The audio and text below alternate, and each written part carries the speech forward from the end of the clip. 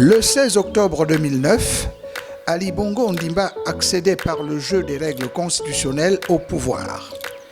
Il y a donc aujourd'hui, 16 octobre 2021,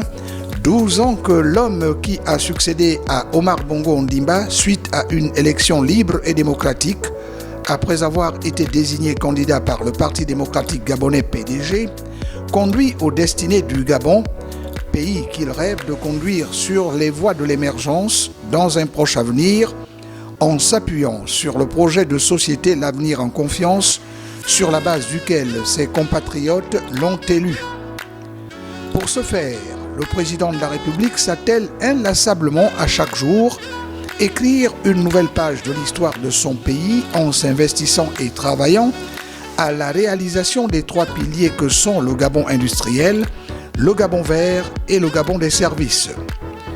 Concernant les trois volets de son action politique, quoique l'on ait souvent présenté l'œuvre humaine à l'image de celle de Sisyphe, c'est-à-dire perpétuelle,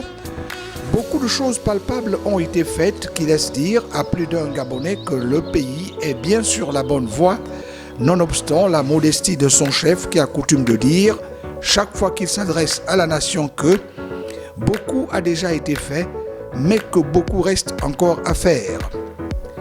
L'industrialisation du Gabon a connu depuis 2009 un véritable coup d'accélérateur qui a permis au pays de se hisser après seulement un peu plus d'une décennie de réformes dans le peloton de tête des meilleures économies africaines, ce malgré les fréquentes baisses des cours sur le marché international. La décision d'Ali Bongo Ondimba d'inciter à la transformation des ressources naturelles souvent vendues brutes et bon marché par le passé a fait l'effet d'un boom, créant ce que les économistes désignent par le terme plus-value et des emplois, cela va de soi, l'un des grands chantiers du chef de l'État qui se bat à travers l'ONE ou des politiques d'autonomisation de la femme et de la jeunesse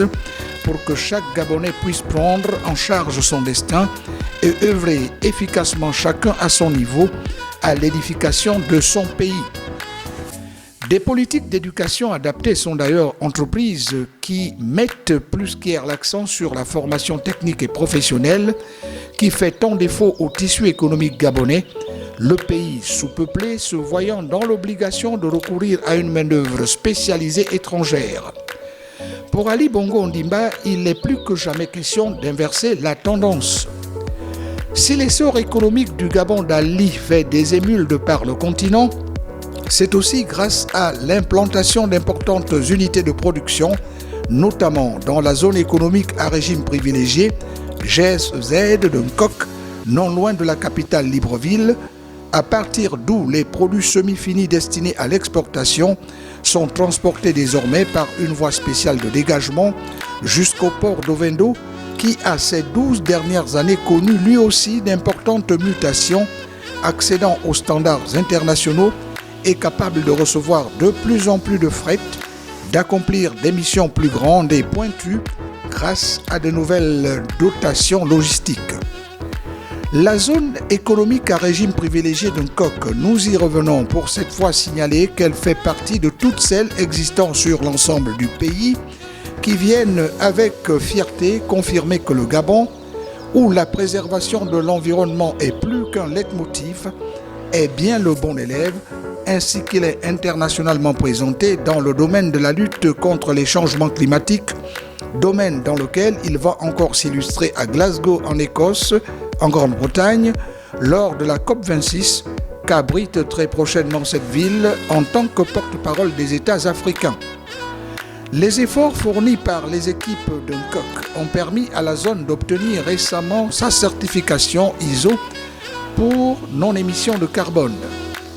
Tout ça par la volonté et l'opiniâtreté d'un homme, Ali Bongo Ondimba, lequel Ali Bongo Ondimba, qui hérite d'un pays recouvert à plus de 80% de forêt, tient à demeurer l'un des grands poumons de la planète à l'ère des grands chambardements intervenant sur les écosystèmes. Il y a quelques mois, sinon semaines, on a à nouveau entendu le président de la République sonner le holà du haut de la tribune des Nations Unies,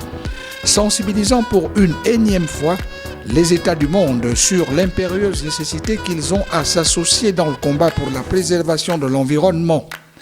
Un combat dans lequel le Gabon doté de 13 parcs nationaux, s'illustre bien au-delà du fait que l'exploitation du bois y est faite rationnellement et dans le respect des textes érigés à cet effet.